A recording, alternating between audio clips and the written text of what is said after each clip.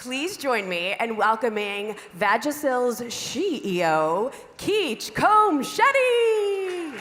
Good morning, BlogHer. I'm so happy to be here on this little steamy morning.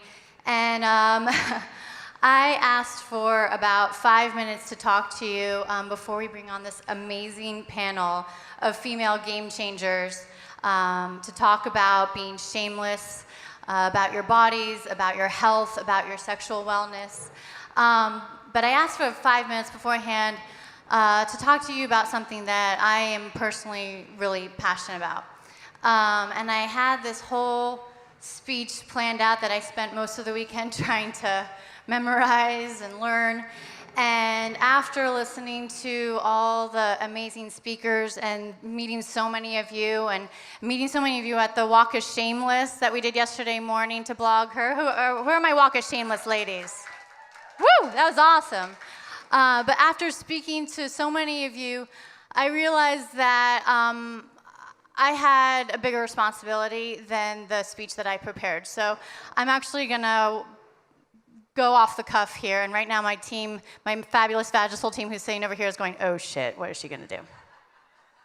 Don't worry, I know I have 3 slides, I'll get to the point, but the environment at BlogHer, an environment that I've experienced in other, so many other movements that I've been involved with around the country, around the world, is one of when you're climbing a ladder, no matter what ladder you're climbing, you need to turn around and help the other 100, thousands, millions of women who are trying to climb that ladder right behind you. So I'm going off the cuff here because there's a bigger issue at hand than what I think I was going to talk about. And that is, I feel like we are in a crisis of humanity in this country. We are being pretty shitty to each other. And we are very much entrenched in 2 camps, continuously lobbing bombs at each other. You're an idiot for thinking that. You're inhumane for thinking this, whatever it is, whichever camp.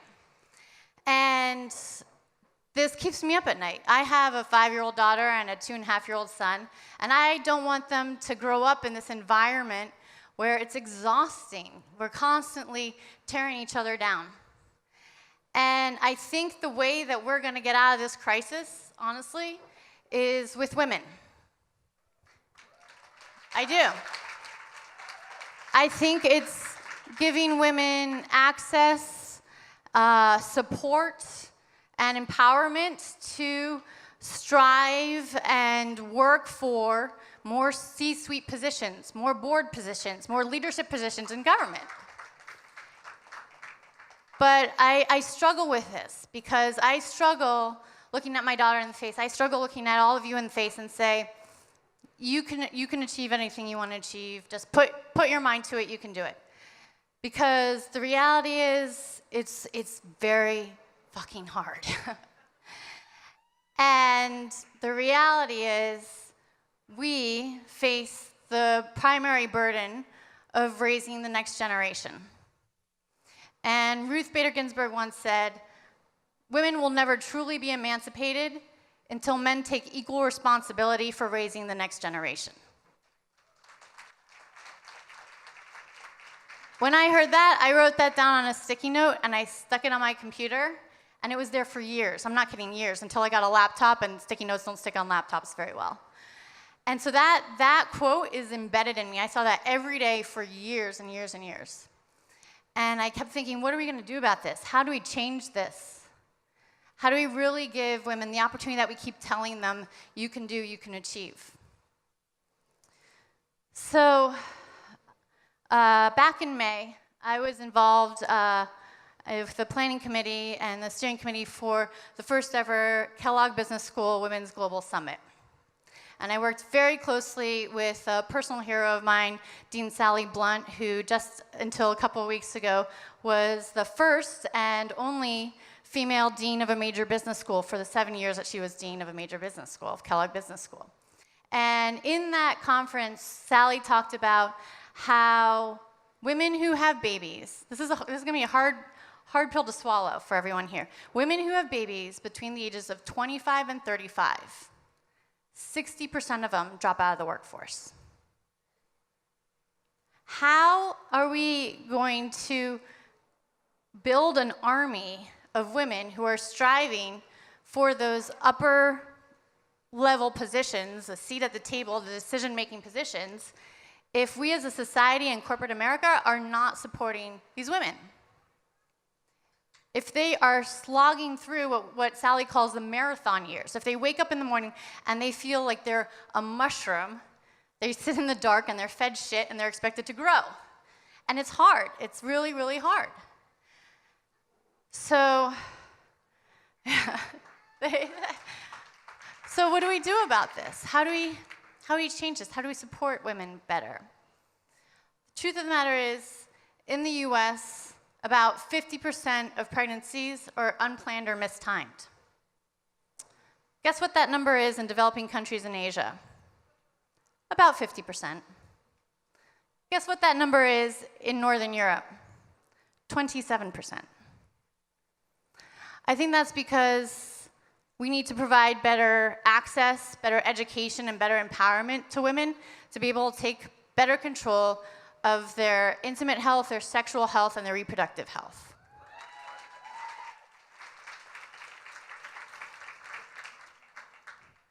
So I wasn't too surprised when a few years ago I learned that 50% of the women in the US may need to use an emergency contraceptive in their lifetime. 50% of pregnancies in the US are unplanned, 50% of women may need to use an emergency contraceptive.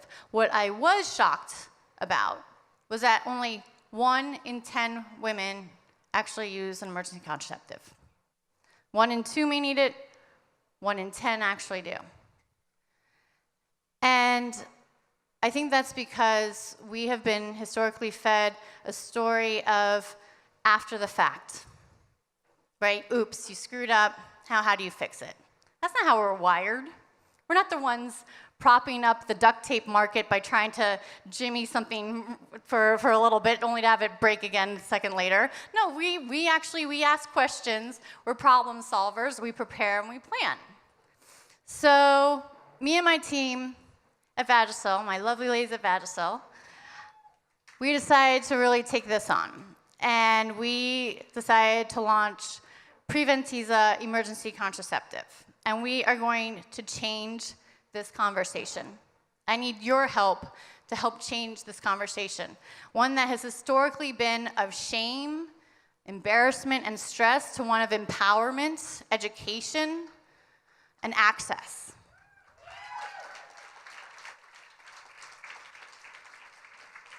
So 1 in 2 women may need emergency contraceptive. That's common. We need to start standing together. We need to stop thinking, oh man, what did she do last night? Or oops, you forgot to take a birth control pill. Yeah, shit happens. You know, and you have options. So our message is, we want you, we want every woman that you speak with, every woman that you love, to not go through that stressful situation and be prepared. And we want them to have Preventeza on hand. Because that's how we're wired. It should be part of your toolkit. It should be part of your condoms, part of your birth control plan, and also have emergency contraceptive. Because when your birth control fails, you did not fail. You are still in control. You're in control of your bodies, and you're in control of your lives, and you're in control of your destinies. So